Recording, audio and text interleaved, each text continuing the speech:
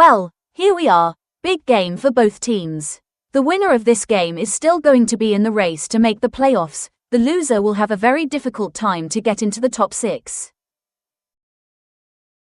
Yes, besides a few teams that are pretty much guaranteed a berth in the playoffs, there are still many teams vying for some of the last spots.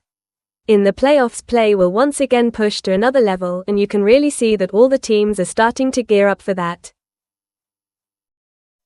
The early push is definitely coming from a much improved Phoenix team. They are playing some nice futsal now.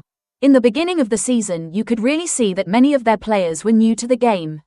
A much better understanding of some of the typical futsal patterns is helping them to score more goals, while their defensive transition has also greatly improved. That's what makes futsal such an exciting game. It is constant transition from offense to defense to offense, and there is always tons of action around the goals. It really gives me a lot of joy when I am watching.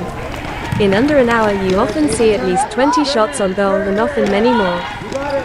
And Phoenix is taking the early lead. That will give them confidence, and, as we know, confidence is huge in any game. Clearly both teams are going for it.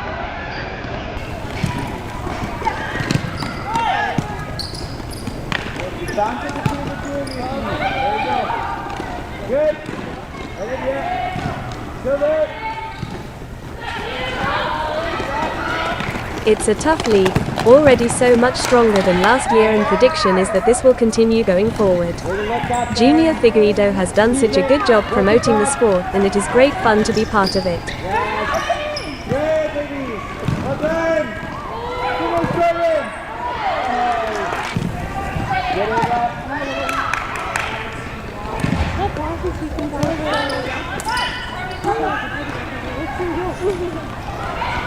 Impact is pushing to get on the scoreboard as well.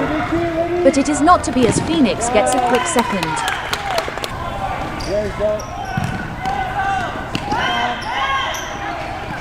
Yes, 2-0 for Phoenix.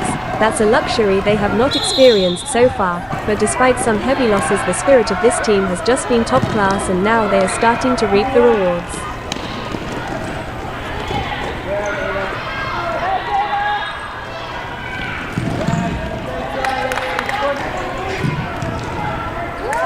And there is a bit of a lucky one for Phoenix, really putting them in pole position with a 3-0 lead going into the halftime break.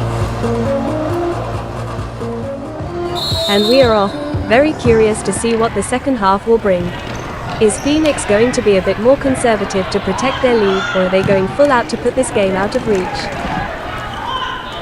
Well, futsal does not really lend itself very well to park the bus, does it? That's what makes this game so exciting, as even the toughest defenses will give up chances, and there is non-stop action around the goals. As expected, the game is going in waves with chances for both teams. So far the Phoenix team is able to maintain their lead, but Impact is definitely giving it a good push. It is nice to see how both teams are playing a nice brand of futsal, keeping the space open, showing lots of mobility, and trying to unlock the opponent with some individual and team creativity.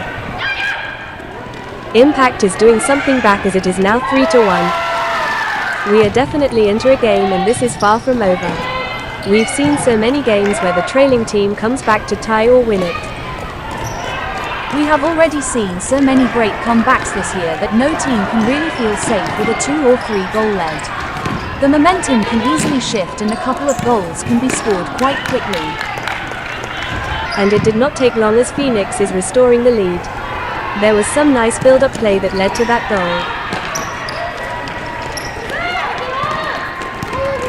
Oh wow, that was a wonderful goal, a great example of some team creativity. Let's watch that one more time. Some crisp passing and then a tap in at the back door. That's some futsal at its best.